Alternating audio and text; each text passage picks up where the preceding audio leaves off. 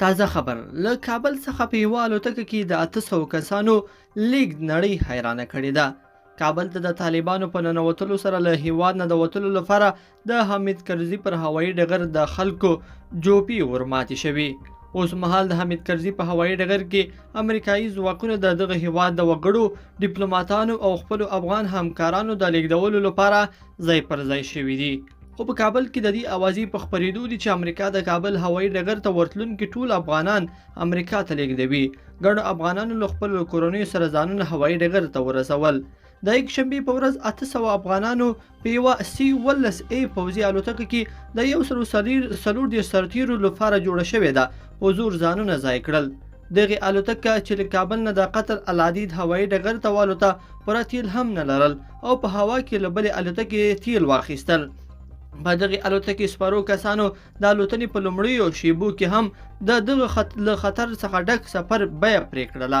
15 تنه د الوتنې پر مهال له الوتکې نه بیرته راوغورځېدل او ځای پر ځای مړه شول.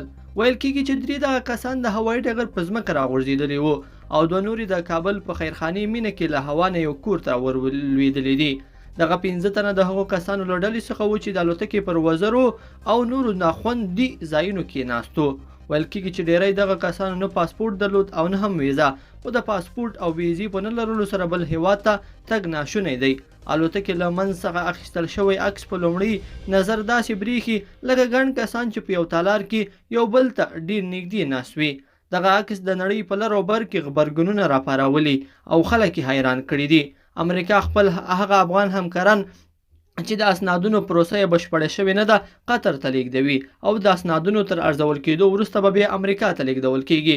پیلوټانو ویلي چې تر ټاکل شوي شمېر نه د 15 تنو اضافي کسانو لیږد هم د پیلوټانو لپاره یو اتلولي ګڼل کېږي.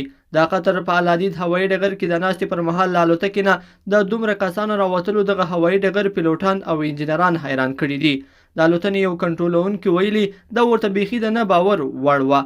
دغه الوتکې تر دې وړاندې په یوه الوتنه کې 680 ملکیان لیږدولي وو، خو دا لومړی ځل دی چې دومره کسان لیږدوي.